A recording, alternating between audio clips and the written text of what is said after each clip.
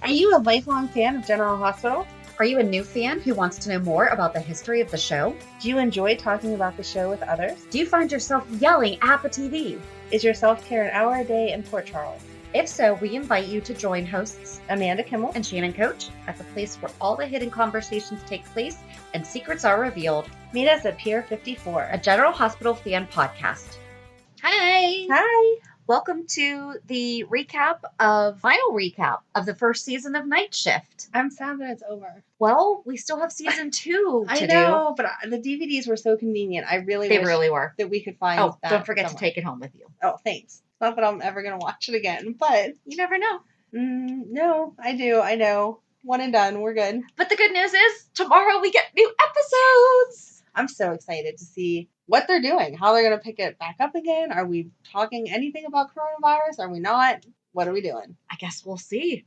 So excited. It's about time. It's going to be interesting. So where are we starting? I mean, obviously the first. Well, you know what? Let's do some quick updates real quick. Oh, okay. So the book club will be meeting on August 5th at 6 p.m. Eastern Standard Time. We'll be in the Facebook group. We will share a link to Zoom so that we can all talk about the book, which is The Secret Life of Damien Spinelli. Yep. I guess that's really it, because we'll talk about the other one.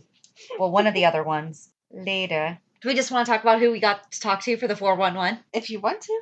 Go ahead. So we had a great talk with somebody about quarantine and how they might actually have an out as a way to come back. Yes. We talked with Perry Shed. Did you see today is his 18-year anniversary? Aw, happy anniversary! He posted adorable pictures of, well, today being Sunday, he posted adorable pictures of their wedding, and he looks the exact same, and it's not fair. Well, now I need to go look. I haven't really been on social media because, like you just said, I've been at open houses and doing crazy stuff.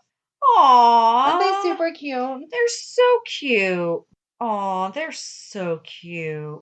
But seriously, he looks the same. So jealous. So yeah, so on Thursday's Port Charles 411, we got to have a nice conversation with him. And if you hear that scratching in the background, that is Cookie. She found a box to play with. Yeah, she's boxing the box. She's making up for the fact that she wasn't here last week. Remember, she didn't come in she didn't have our conversations with us. She sure didn't. She's letting everyone know she's here. Hello. Hi, Cookie. Still around. Cookie. Please stop. You go. She's like a kid. You just made her want to do it more. Shannon and Cookie having a staring match right now. Please pause momentarily. Did you hear that little huff?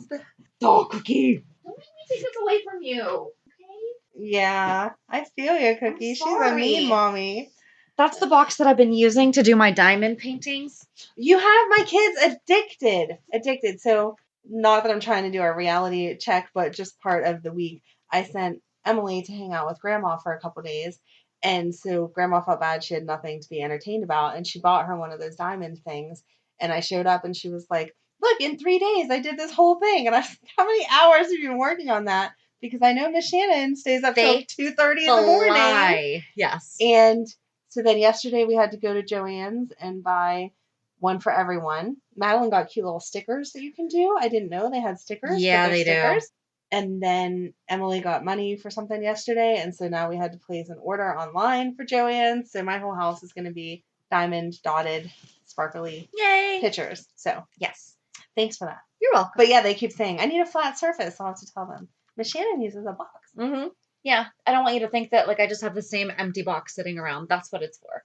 If it was my house, it would just sit around and it wouldn't have any purpose. So whatever. So yeah, I guess we're a little bit backwards today. We are, but that just fit because you said it. So. It did. So let's get talking about Night Shift. All right, episode 1 on this disc was called Falling Star. And the summary is Robin faces a new obstacle in her plans to adopt Stacy's baby. Levels suggest that Jolene's next victim be a doctor. Regina's low self-esteem begins to interfere with her work. Dun, dun, dun. So my notes were just kind of like matter of fact. Paternity test, Curtis wants the baby, which we kind of already knew that's where it was going from last week. But he actually had the test this time. I didn't understand how they were trying to have a conversation about it, though. Like, she sat down with the social worker. Like, there was negotiations to be done. No, you're not the mom. He's the dad. Right. End of conversation. Well, she was in the process of becoming foster, though. Yeah, and where Stacy hadn't. I can understand a little bit because he didn't know that she was pregnant. Stacy told everyone it was a sperm donor. So there was obviously something there. I understand her concerns, but so eventually we saw Diane come in to try to help. Yep. And she said, like what I'm saying, nope, there's not anything you can do about Right. it. Dad trumps all. Right. Nothing else to have a conversation. So I'm just surprised that the caseworker was like, sure, we can sit down and have a conversation, because nothing that Robin said was going to change anything. Right. Stacy's not here to say, oh, this is my reason why. So it doesn't matter, good guy, bad guy, paternity test, you're done. Right. So that was that. I said, I know that Spinelli is naive, but he is so much smarter than this. I put, did Spinelli lose his virginity to Jolene? He sure did. The rowy up emoji, because, oh, I mean, he went from 0 to 60 with her, too. Like, they never even dated. They didn't. Right. She was just trying to throw off his scent and grabbed him and put him in a surgery room, and they got it on. No, I didn't like that. I'm all for my soap sex, but there was no lead up romantic anything. It was, here, let's go in this on-call room or wherever they were, operating room. I feel like it was really out of character for him. Yeah, and he even tried to slow her down. I don't understand why he didn't. Like, Spinelli's naive, but he's not a pushover. That's what I said. I'm like, I know he's naive, but come on, you're smarter than this. Yeah, because if he doesn't want to do something. Yeah. And I know stereotypically all guys want to do that, but not like that. No. Come on. He definitely very much values the relationship. Exactly. And, heck, he was bowling in the hallway to impress her. Right.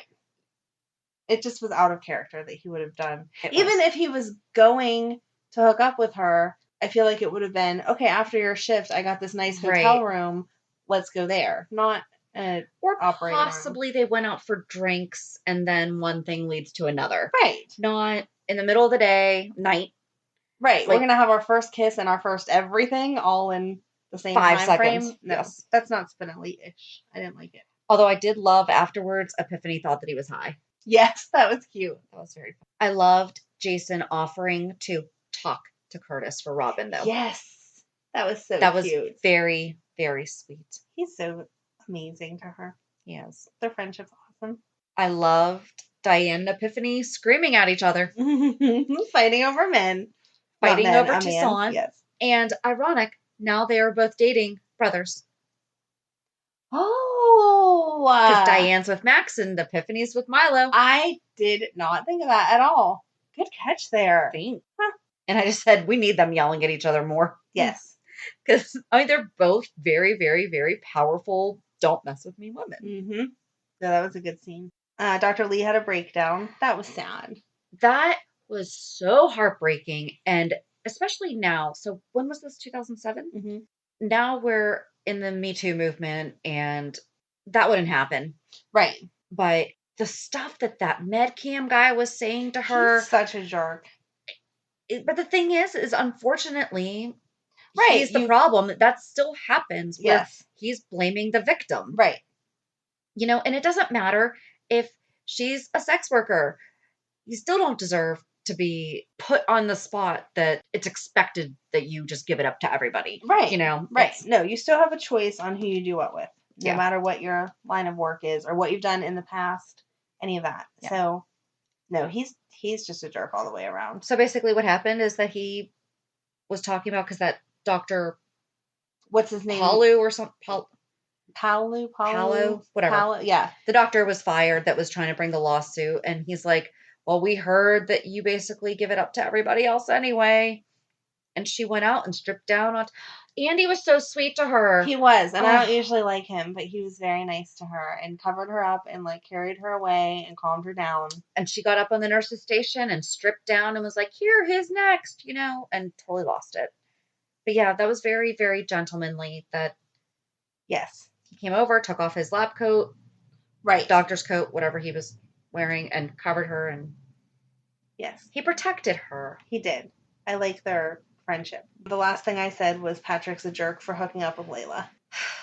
It made me really mad. Him and Robin never actually broke up, and I know they addressed it. I don't know what episode it was because I don't But know you're that I made exactly right. thing, but they didn't break up. There was never a conversation. It was just kind of like, oh, you're getting overly interested in that baby? Well, I'm going to go get overly interested in Layla, and now we're done. Yeah. I didn't like it. So the next episode was Fools in Love, and that's when he admits to Robin that he's hooking up with Layla. Yep. So the summary is Andy and Kelly desperately try to counsel one another on their addictions. Lainey struggles to deal with her father's condition. Patrick comes clean about his fling with Layla to Robin, who must face up to the fact that Stacy's daughter is going home with the baby's father, and Toussaint learns the results of his latest test. But yeah, Patrick just comes straight out and is like, well, I'm sleeping with her. Yeah. Mm. And then doesn't understand why Robin's so upset. He keeps using the baby as an excuse. She was going through some stuff. How about you be supportive and not use that as an excuse to go hook up with a nurse? So ridiculous. Bad move. Yeah. Oh, I liked that Andy and Dr. Lee made a bargain with each other because she said he's addicted to the sleeping medicine and that's the same as a sex addiction, blah, blah, blah. So they said once they were clean for 70 some days. Yeah. I can't remember, 72 maybe? I don't know. They had a date. Anyway, that then they would go out and celebrate by having a drink and some other activities. So. I know, not that I know, I'm sure that it's not uncommon what he's doing. Right. Okay, I'm not even going to say I'm sure. You know, I wonder if what he's doing is common practice. And if not, and if it's a really big deal, how openly he does it. Right. It seems like everyone knows, oh, I'm going to take a nap. That's code for I'm going to go drug up with the stuff that helps put me to sleep. But he was stupid too. Even locking the door. Would you keep doing it whenever you know there's a killer on the loose somewhere in the hospital that's already messed with it once? Yep. Like, can you not? And I guess that's the whole definition of addict. But can you not give it up for a couple weeks at least until it's not a chance of you being killed because of it? Maybe. I don't know. I do hope that they get together, though. Yes, that would be sweet. And he did a really good job of trying to help Kelly, you know, and yeah, you know, he showed his softer side. Yeah. And poor Spinelli is wondering if he's gonna become a sex addict because he can't stop thinking about it now. He's so cute. And apparently he's wearing super stinky cologne that everyone keeps commenting on. And him asking for help from Toussaint was so sweet, though. Yes. And Toussaint is so nice to everyone, though. He gives the best advice. Mm-hmm. He should be a therapist. Oh, this is the episode that Spinelli found out that Jolene actually wanted to date Jason instead, and then it broke his little heart. Yep. And he told Jason that they hooked up. Yep. Jason was not too happy. Well, no, because... Right, don't try to date me while you're messing around with my friend. Yep. Not okay. Oh, they made a big deal about Robin taking the baby to say goodbye. I don't understand. I mean, I understand why that was a big deal, but I don't understand why it was a big deal. You knew she wasn't going to hurt her, and you knew she wasn't actually kidnapping her. She just wanted 5 minutes to say goodbye. I think it's the fact that she didn't tell them that she was...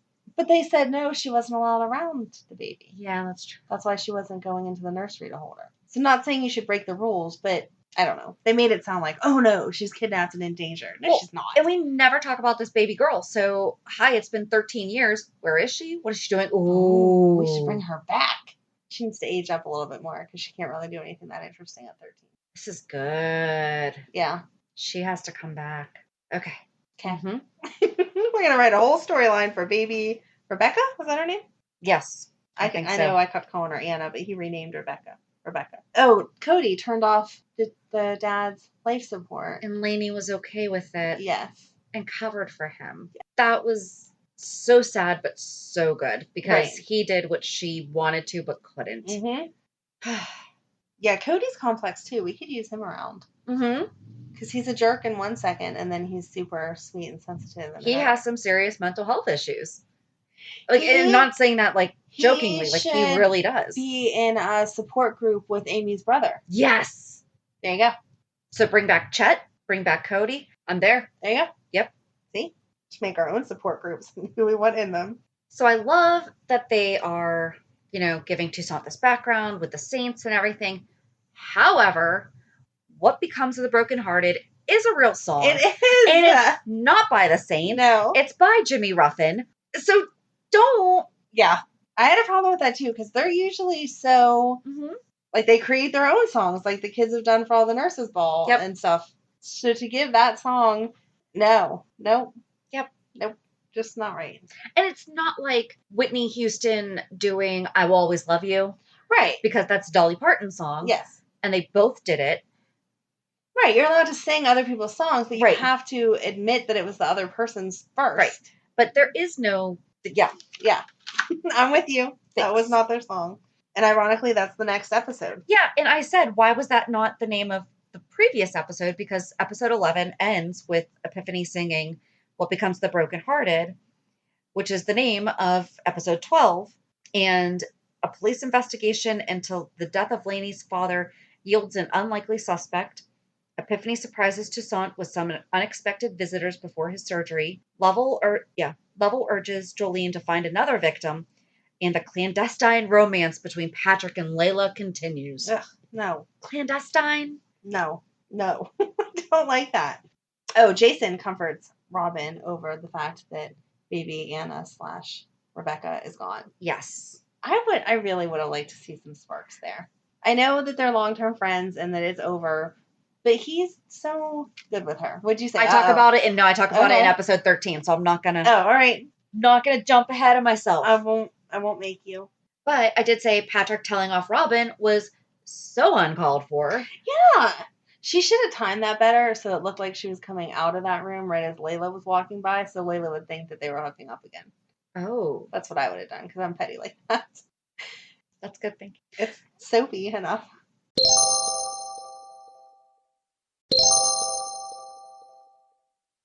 Okay, you said that I was going to hate the ending. Did you mean the ending of the whole series? Okay. Yeah. Okay. Yep. Because you text me that while I was watching episode 12, because I text you something. What did I text you? Oh, I text you because you put on our Instagram Spinelli's quote that we'll get to in a minute, and then we got into a conversation about it. But we try not to have real conversations. And we didn't. Because we want this to be authentic. So I was just forewarning you that you were going to hate the real ending. Well, so I was expecting Toussaint to pass away when he was in surgery. Oh, I'm sorry. And I traumatized you without meaning to traumatize you. So Epiphany got the other saints to come and support him, except for the one who wants him to die. Right. So I'm like, great, he's going to die, and then blah, blah, blah, blah. And he gave Epiphany his bracelet. Yes. So I was like, and then I'm thinking, does Epiphany still wear that bracelet? So I'm really invested in him dying. Like, I feel really bad that I was this. But I thought it was beautiful because, so they have him getting his anesthesia, and he's picturing his younger Jolene's self. trying to kill him. So it's in your head, because that's, Jolene said someone important has to die. Yep. To seal up Medcam's plan. So you're ready for her to succeed. And so he's picturing himself singing back in his 20s. And Miss Stewart and Stacy were there. And she was holding her baby. Yep. And Patrick and Robin were seated together, so foreshadowing the future. Right. And Lainey and Cody were sitting next to each other. Yep. So that's what I was really expecting him to die. Well, they let you think he was because they flatlined him and then closed the episode out. And then he didn't. He didn't. Which we'll get into that afterwards, but... I mean, I feel like we got all of it in that. Because that episode was kind of just leading you to the next one. Yeah. And Patrick's still hooking up with Layla. That's the only other... Is that the one where she broke up with him? Or was that the next one? Or tried to? Because it's not mentioned in either. I think that's the one where he said, we need to be done, blah, blah, blah. And then they ended up hooking up right after it again anyway. So it didn't matter. So the last one's Time Served. In the first season finale, Spinelli's sleuthing abilities helped Jason stop Jolene from completing her final assignment. Meanwhile, a gunfight erupts in the ER between rival gangs, putting the staff and patients in mortal danger. Dun, dun, dun. Oh, we didn't talk about him. So in the first episode, I think it was. Oh, yeah. Yeah, first episode, Falling Star, there was a young girl coming in to deliver her baby, and the baby daddy was just being a jerk. And Javier? Is that his name? I think so. Okay. And him, like you could tell, he was in a gang, and him and his friends were there, and they were insisting on being there for his son's birth. And she was scared to death because she ended up having a baby girl, and he was going to be mad, and blah, blah, blah. So Jason and Cody took him and his people out. So they show back up again in this last episode. because I guess it like goes together. Well, and that's the thing. Like, I was kind of confused by why this gang fight even happened. I thought the way that she kept trying to tell Dr. Winters that they need to move, that he was there to kill her. That's what I thought too. Yeah. And then Because it seemed to have no. Right, because he was mad that she stood up to him and was like, Yep. no, it's what my patient wants. You need to That's get what out. I thought too. And but then it wound up being exactly what Amanda just said. You know, two rival gangs met up in the ER.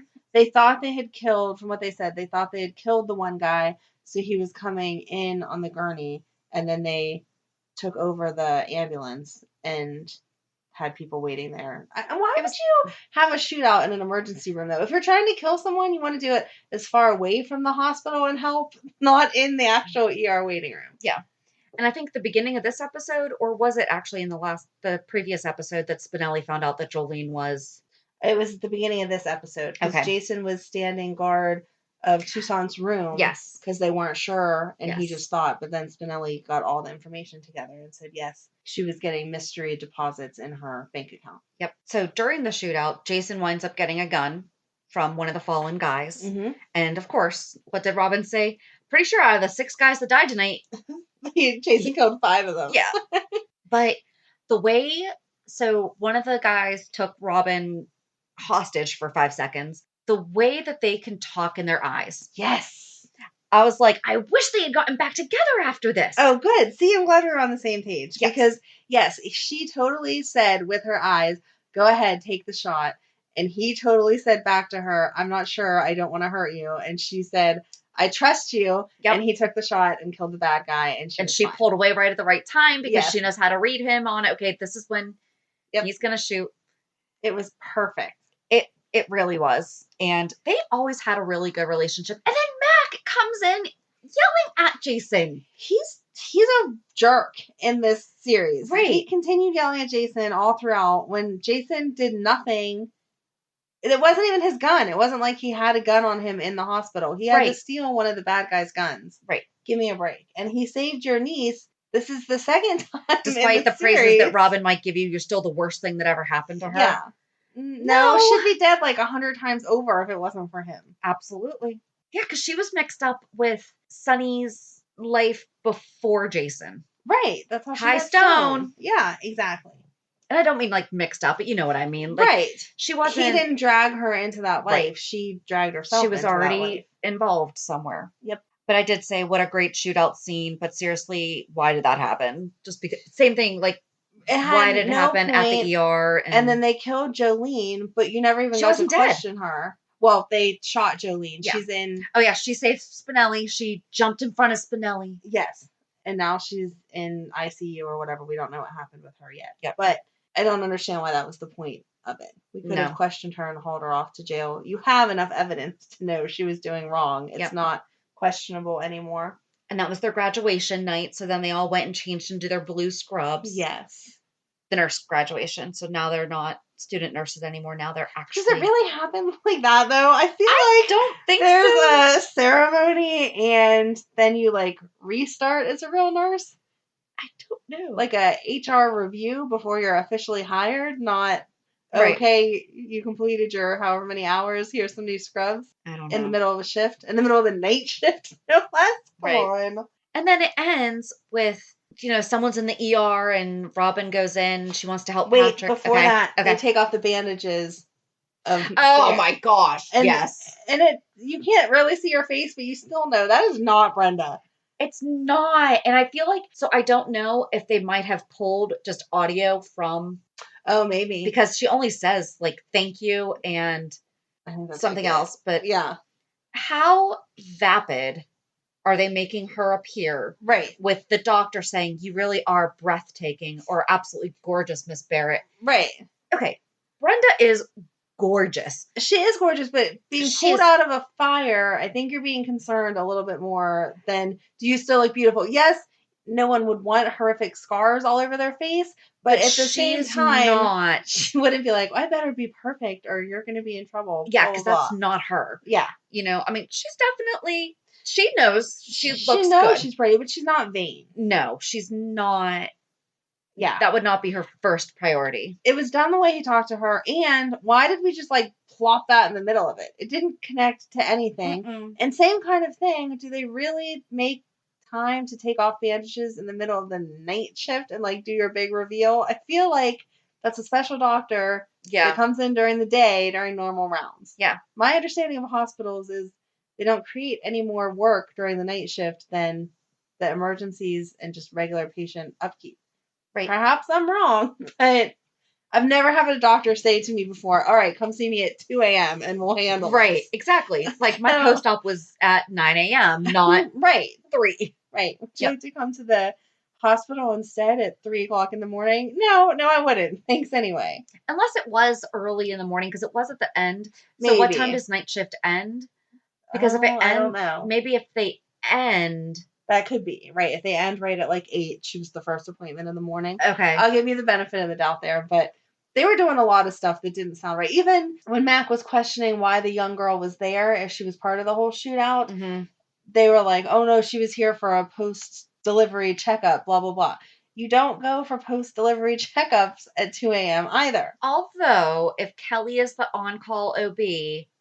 If she was having an issue, maybe. But Yeah. they made it seem like, again, this is just her regular checkup. Yeah. You're at your 6-week checkup, although her baby was only 2 weeks old. But you know what I mean. Mm-hmm. Yeah, she wasn't in a gown. She didn't have an ID bracelet, so she wasn't a patient coming in for an ER service. Yeah. The way they said it was a regular checkup. Not going to happen. And Mac, who thinks he's so darn smart, should know that. Right. All right, so now on to yours. That's what I said you're going to be mad about. Go ahead. So they have this person come in, and Robin goes to check it out, and Patrick's like, no, you're too close. So here's the one thing that I do know from the beginning of season 2 is Jagger comes back. Okay. So I was expecting it to be Jagger on the table. Which totally makes sense. Because too close to it. It's your ex-boyfriend's brother. Yeah. You know, well, no. I guess they are still an ex, but at the same time, it's like your deceased boyfriend. Okay. There we go. Because it's not... It's like a they widow. Didn't, like break up. A widower, yeah. Yeah. That's what I was expecting. Yes. But it's someone who looks like Robin. Right. And then it just ended. There was no other conversation. It was this chick's on the table, and all of a sudden, like, boom, opens her eyes, and then it cuts out and it's done. Yeah. So, I don't know about you, but I actually, like, yelled at the TV. What the heck? It didn't make any sense. Yeah. So. I really thought that it was going to be Jagger just because I know that he comes back in season 2. Right. Yeah, I wouldn't have told you were going to be mad about that because that makes sense. But this, I don't understand how we're leading this into season. So I guess we're going to have to find out. Yeah. Right, but whatever. And then we did watch the bonus feature. That was fun. I just thought it was cute because they were so normal. Like the actress that plays Robin said, you know, oh, usually I play a good girl, but when I'm doing the promos for this, I'm just standing there naked, and then it opens up. What'd she say? Like even brainy girls get naked too? Yeah, or something like that. Even smart it was girls, cute. Even smart girls get naked sometimes, or something like that is the way she said it, and talked about all that.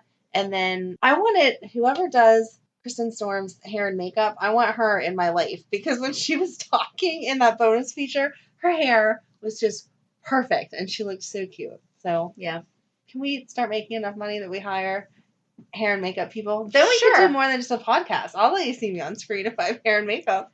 Oh, Amanda. I don't know. We could just do it right now too. Anyway. Yeah, we could. Although I'm wearing makeup today because I realized I should probably wear it when I do open houses. So. You look beautiful no matter what. Oh, thanks. But I did think it was funny that they kept saying that it was racier and they could take more liberties on the nighttime. And I'm like, yeah, that's how it is right now, though. Right. You know, like it's not that racy when you watch it now. And I still feel like even in 2007, it wouldn't have been that racy. No, I didn't maybe think for it daytime. Was. Maybe I don't know. I don't feel like it. I don't feel like it was way more racier. No. The only thing that I do think out of all of this was Maxie and Coop in the. Yes. That's the only because you heard her. Yes. And there was little left to the imagination. Right. That normally is. Yes. Normally it's a total like bedroom scene. Right. And so you're expecting that. So the fact that, but the doctors have been hooking up in the closets and on call rooms and whatever forever. It's not like that's something. But we never see new. It was the fact that we saw Maxie hanging on to. Yes, no, Like, Maxie was definitely that's the raciest, but it wasn't even. right. Maxie's like now daytime TV as opposed to back then. Yes. It probably not. But I can't think of anything else that they did No. that was that much racier than what they were doing during daytime. Mm-mm. I mean, again, like soaps are known for their sex scenes. Right. So it's a thing. It gets pretty steamy sometimes. Yeah. I don't know. But that's all that I had. Oh, they answered your question about who the singer-songwriter was. Oh, yeah, I forgot to write it down, though. Like Ray Sinclair or something. Yes. Yeah. So it wasn't Jewel and it wasn't Anna Nalick. Darn it.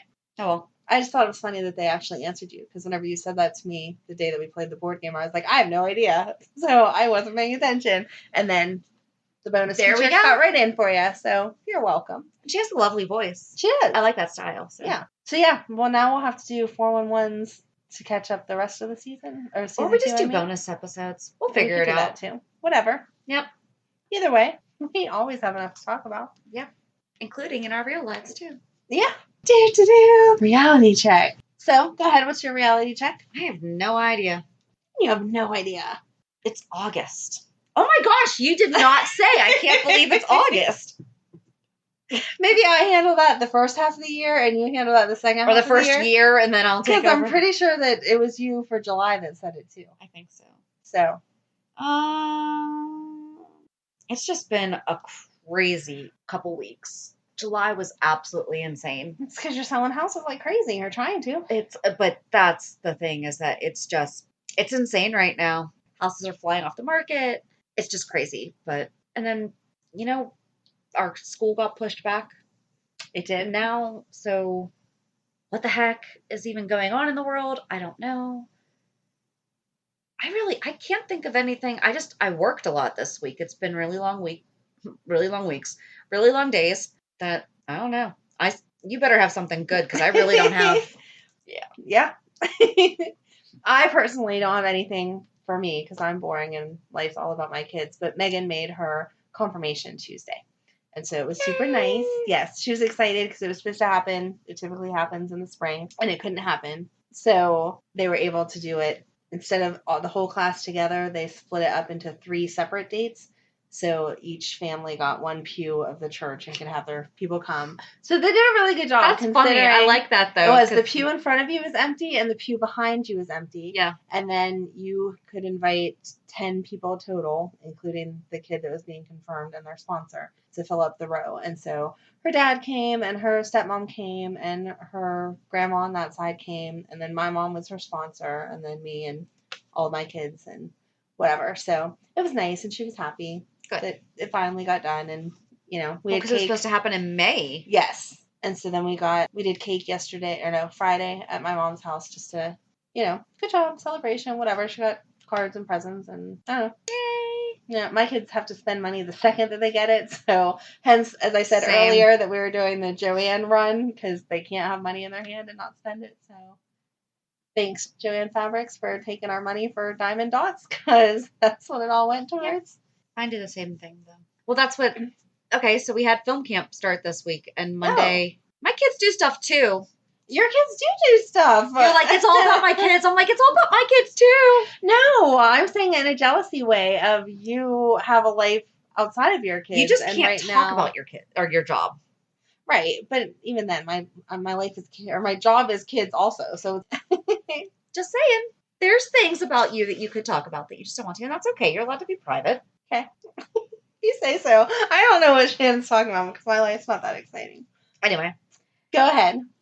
So we started film camp this week, and so I can't remember. Oh, we recorded on Saturday last week. Mm-hmm. So on Sunday night, we were sitting down, like going over the schedule and everything, and my daughter is just like heartbroken. I mean, crushed. But she's doing such a good job of just like holding it in, and she just got up from the table and went in her room afterwards, and the next morning, she's crying again because she just doesn't want to do this all online. And yesterday afternoon, halfway through Monday, she's laughing. Aww. So she's been having a great time through film camp. That's awesome. Online. So they're doing a really good job. So that's awesome. Yeah, that was a big stress relief. So that's what I was trying to think. I'm like, because I really struggled this week just because I had to keep myself available in case she needed me. But Right. I also have to work. Right. Like, it's Yeah. not easy. But yeah, that was I guess I did have a. You always have kid stories. You just have good work stories on top of that. So, Yeah. there you go. They're not always good, but they're work stories. But yeah, so join us. Oh, we forgot to talk about our swap. Oh. So we found through one of our fans introduced us to another podcast that does a recap of the soap Passions. I like their introduction to it. It makes me want to watch it. Well, good news. I never watched Passions. We have it to share with everybody. There you go. So just take a couple seconds and listen to this promo for the Passions podcast. And if you're a Passions fan, or once you hear, you're going to want to be, because I'm telling you, they make it sound so fun. They do. I mean, of course, General Hospital is the best. Yes, that's the only thing they say incorrect. In their promo, they say Passions is the best. I mean, I have to argue with that. In our opinion, it's GH. Absolutely. But in our opinion, exactly. Yes, in our opinion, but they definitely sound a lot of fun. But it sounds like Passions could be a second runner-up or so. Yep. So check out this podcast. Hi, everybody. My name is Latara. And my name's Laura. And this is Passions Podcast. Welcome. This is the podcast where we watch Passions and talk about it. And we'll give you all of our opinions whether you want it or not. Now, Passions is a soap opera that ran from 1999 to 2008. And Passions has all of the things that you love about a conventional daytime soap opera. Intrigue, love triangles, mysterious twins, and also magic. Lots of magic. Evil forces. Which makes it superior to all other soap operas, I mean, in my opinion. And it's so campy, it's so fun, it's so exciting. So we love Passions so much, and we decided we wanted to share our love of Passions with the podcasting world. So join us. Listen to Passions Podcast on your favorite podcasting app and enjoy. And remember, you are my passion for life. Yeah, their show does sound like a lot of fun. It does. I can't afford to get addicted to another show, though. No. Well, I just can't. You'd be replaying it anyway because... Right, it's off now. It didn't run anywhere as long as General Hospital So has. we could catch up pretty quickly. But we're not... I'm not committing to that yet. No, but we're sticking to GH. Yes. However, we know a lot of people, enjoy different shows and everything. Right. So we thought that we would just pass that along. And join us on Thursday as we talk with Perry Shen. Yay! Have a good week. And we'll meet at the pier. Bye. Bye. If you enjoyed today's show, we invite you to go to peer54podcast.com to subscribe on your favorite platform. Don't forget to leave us a review. And you can also follow us on many social media channels. Just search for Peer 54 Podcast. Also, we are not perfect, so if there is something that we missed or messed up, just let us know by emailing us at peer54podcast@gmail.com.